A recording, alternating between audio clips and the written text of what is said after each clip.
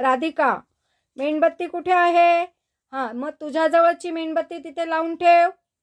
जवळ हां ठेव. हां, कोलगेटची जोडी लाव प्रणय. जवळ घे वाटल्यास तुझ्या. हां, कात्रीची जोडी लाव.